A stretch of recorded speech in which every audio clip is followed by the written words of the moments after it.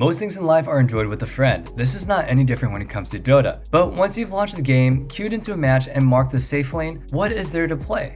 What can you two pick to ensure a strong and optimal laning performance which will help you dominate and win the game? Hey Pro Guys family, my name is Nathan Ng, and today we'll be talking about strong safe lane synergies. We have learned that anything can work in Dota, but some things just do way better than the other alternatives. We will talk about 9 particularly strong carry plus hard support combos in new patch 7.27b that will help you easily dominate the early game and roll over your opponents in the mid and late game. But before we get started, let's go ahead and tackle the question of the day. What is your favorite Dota 2 sound effect? Personally, I love the sound of Hand of Midas. Starting off with the oldest and most classic lane partners in history of the game, Crystal Maiden and Juggernaut.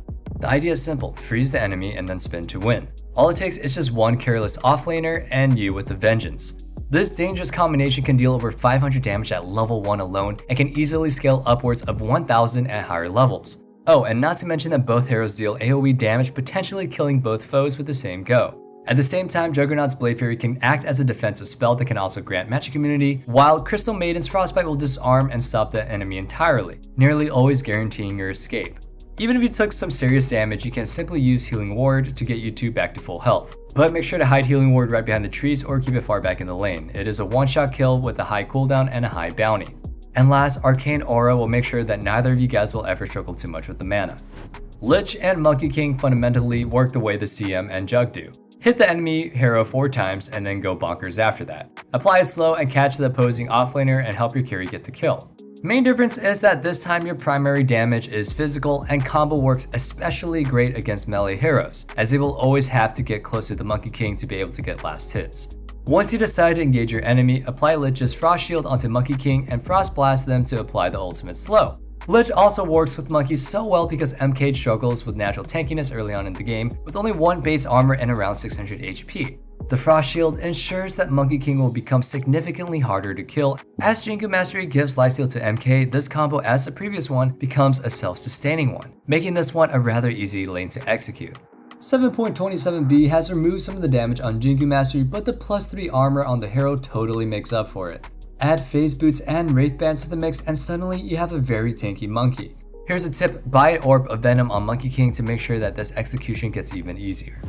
Clink saw some severe buffs in 7.27b, which is also reflected in his almost 7% increased win rate since the patch was released. Improving his attack point significantly and boosting his Searing Arrows damage, Clinks can last hit even more reliably. One of his biggest weaknesses, which is last hitting under tower, was negated in the recent tower changes in 7.27. The re-addition of the evasion against range auto attack projectiles help him take more attacks from all the popular ranged supports or heroes like Nature's Prophet. Add Io to the mix and the already good Clinks becomes even better at everything that he does, adding movement speed, superior sustain, and attack speed. Now we have this beastly dual bot lane that will gain more and more power with each and every level gain. Every kill they might get will make the lane unplayable for the off lane. Io's 40 movement speed buff helps him not to just stand easier on his own and escape potential threats, but also makes it easier for him to pull and stack camps without having to invest too much of time while leaving Clinks alone on the map. Level 6 is a huge power spike as Clinks gained his old death pack back, and combining this with the ability to teleport globally and relocate, no place is safe for the enemy team. May it be for kill ganks or taking the tower easily with overcharge and Searing Arrows. Another all-time classic choice of heroes. This combo is a must against elusive laners such as Puck or Weaver. It's also really good against the current popular Queen of Pain support. What good will it do if they are just shackled for 5 seconds, which is by the way on a 10-second cooldown, and an angry bear hitting them and building on those stacks until they die? In this scenario, you want to instead max Overpower instead of Earth Shock to make sure that you deal the most damage possible when your opponent is disabled by Shaman. The new patch significantly increased Shadow Shaman's mana pool, which will help him better sustain his heavy ability usage. A huge bonus is the ability to take tower control with Shadow Shaman's Mass Serpent Wards, or even defend yours with them. Granted, this heavy physical damage dual lane lacks proper disables, but it makes up for it with clutch, survivability, and sheer DPS. Dazzle's Poison Touch is one of the best harassing spells in the laning phase, and Metamorphosis is one of the best ways to just fight your opponent head on. Any overcommitment by the enemy will be severely punished by our heroes. Cast Dazzle slow and damage over time on both of the enemy heroes, turn on Metamorphosis, and then just start hitting.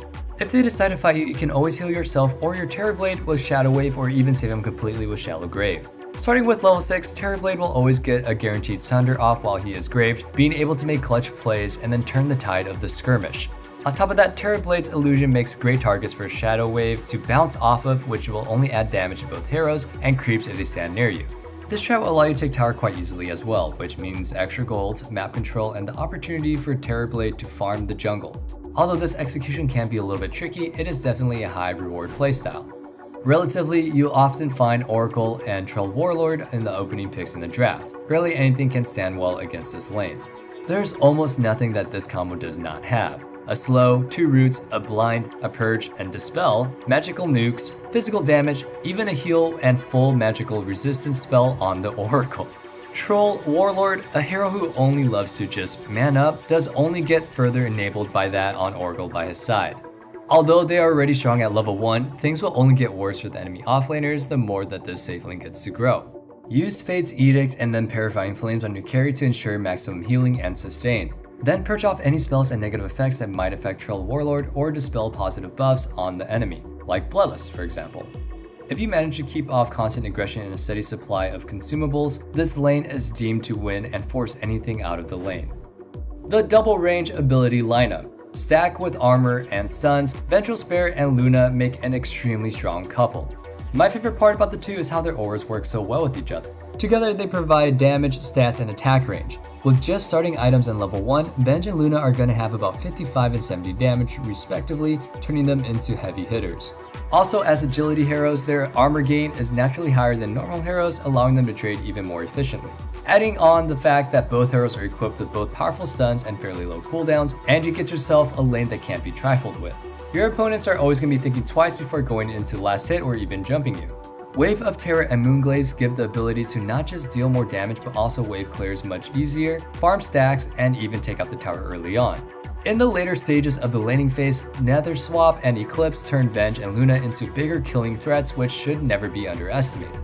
Okay, this is not the typical kill lane like the other entries on our list. Just bear with me for a minute though. This is a very defensive lane that will turn into an exploding combo later on, literally. Spectre is one of the weakest carry laners in the game and most weaknesses are made up with Warlock's skillset. Spectre's only real damage source is her dagger, which is amplified by Warlock's fatal bonds. Her only real takiness comes from Dispersion, which benefits greatly from Warlock's Shadow Word, which at higher levels will heal for an awful lot. Now the reason I included these two in the list here is because they pay out for what is to come afterwards. After the early game, it is time for Spectre to quite literally shine as she gets her Radiance and much more. Haunt together with Fatal Bonds and Chaotic Offering alone is enough to almost wipe out the entire enemy team. The devastating combo will throw off your enemies out of balance and then right into chaos. What are they going to do when they're fully exposed, all bonded together and completely slowed by upheaval, while 5 illusions and a golem are chasing and punching you? This is one of the strongest teamfight combos if you get through the laning phase safely, and that is why Warlock and Spectre are just right for each other. Especially with a friend and good coordination, this should be your lucky charm. The last 2 heroes on our list today are none other than Grimstroke and Slark. All it takes is just to get jumped once and then you're just done. Pretty weak individually, but combined is a strong force. Slark likes to hit people, and in fact I think he absolutely loves it. Essence Shift is the biggest laning phase weapon. Stealing stats not just to lower his opponent's HP even further, but also gaining a lot of agility to hit even harder and more often, thus stealing more stats. All he needs to do is to properly catch off his enemies, and someone needs to enable him, and that's when Grimstroke comes in. This painter is one of Slark's best allies. Inkswell allows Slark to catch heroes even simpler and apply up to 3.7 seconds of a long stun. Phantom's Embrace silences enemies and for most people almost impossible to take off, especially since Slark is right up their behind to ruin their lives. Shoken Fate not only deals magic damage but also slows target for an easier pounce, and all of Grimstroke's spells deal damage. This is the ultimate killing lane where you really do not have to be out of position as an offlaner. This duo will grant you a great advantage and then get a lot of kills with that simultaneously, permanently increasing Slark's agility and then helping him snowball even harder into the mid game. Those were 9 of the great dual lanes that you can play on the safe lane. Call a friend, share your newfound ideas, and then win those games. What were your favorite combos today? What are some that you would love to play? Tell us, as we cannot wait to know what you guys have great success with. And that is going to be it for today. Again, my name is Nathan Ng, and thank you guys so much for watching. Until next time, I hope you guys stay healthy and stay safe, and then have a wonderful day. Peace.